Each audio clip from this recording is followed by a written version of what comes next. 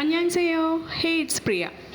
ఈరోజు మన recipe tasty palak chicken.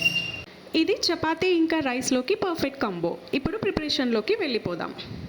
First stove పైన హాట్ వాటర్ పెట్టుకొని అందులో పాలకూరని అంతా కాసేపు ఉడకబెట్టుకోవాలి.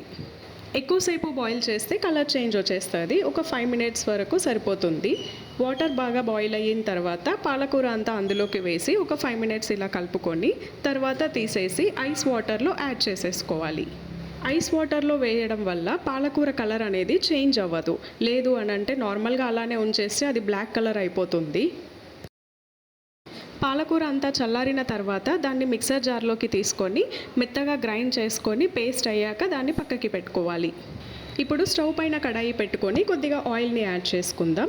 ఆయిల్ వేడయిన తర్వాత అందులోకి మసాలాలు యాడ్ చేసుకుందాం. ఇప్పుడు ఒక మీడియం సైజ్ ఆనియన్ని కట్ చేసి అందులోకి వేసుకుందాం. ఆనియన్స్ వేగుతున్న టైంలో అందులోకి కొద్దిగా కొత్తిమీరని యాడ్ చేసుకుందాం. కాసేపు ఇలా కలుపుకుంటూ ఉండాలి.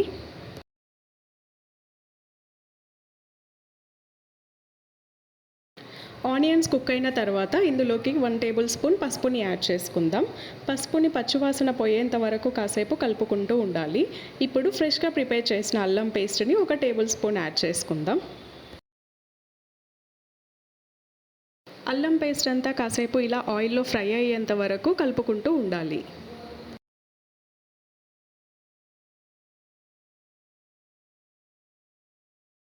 ఇప్పుడు ఈ ఇంగ్రీడియంట్స్ అన్నీ ఆయిల్లో బాగా కుక్ అయిన తర్వాత చికెన్ని యాడ్ చేసుకుందాం.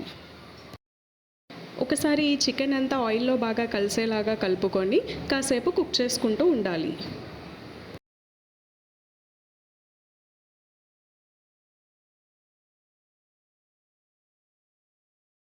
ఆయిల్లో ఇలా కాసేపు కుక్ అయిన తర్వాత ఇప్పుడు కడాయి పైన లిడ్ కవర్ చేసి కాసేపు కుక్ చేసుకుంటూ ఉండాలి. చికెన్ ఉడికేటప్పుడు ఇలా సాల్ట్ని యాడ్ చేసుకుంటే పీసెస్ అన్నీ బాగా త్వరగా ఉడికిపోతాయి. ఇప్పుడు కాసేపు లిడ్ కవర్ చేసి కుక్ చేసుకుందాం. కర్రీలో వచ్చే వాటర్ అంతా ఇంకిపోయేంత వరకు కుక్ చేసుకుంటూ ఉండాలి. వాటర్ అంతా తగ్గిపోయిన తర్వాత ఇప్పుడు అందులోకి కొద్దిగా కర్డ్ యాడ్ చేసుకుందాం. పెరుగు వేసిన తర్వాత కాసేపు ఇలా కుక్ చేసుకుంటూ ఉండాలి.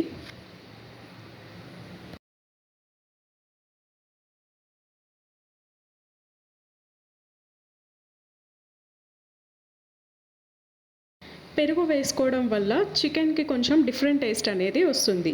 కాసేపు ఇలా లిడ్ కవర్ చేసి కుక్ చేసుకోవడం వల్ల పెరుగు అంతా కర్రీకి బాగా పడుతుంది. ఇప్పుడు మనం ఆల్రెడీ ప్రిపేర్ చేసి పెట్టుకున్న పాలకూర పేస్ట్ని అంతా ఇందులోకి వేసుకోవాలి.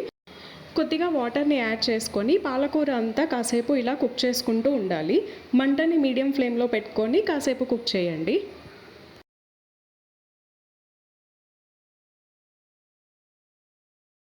ఆయిల్లో కాసేపు ఇలా కుక్ అవ్వడం వల్ల కలర్ చేంజ్ అనేది వస్తుంది.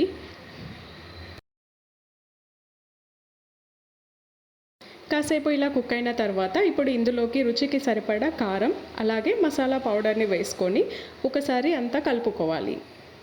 కారం పచ్చివాసన పోయేంత వరకు కాసేపు ఇలా గరిటతోటి కలుపుకుంటూ ఉండాలి.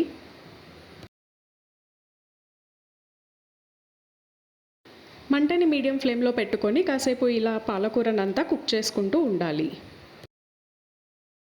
వాటర్ని కొద్దిగా యాడ్ చేసుకోండి. కొంచెం గ్రేవీ అనేది థిక్గా వస్తుంది. కాసేపు లిడ్ కవర్ చేసి ఇలా ఒక 5 minutes కుక్ చేసుకోవడం వల్ల ఆయిల్ అంతా పైకి తేలుతూ ఉంటుంది.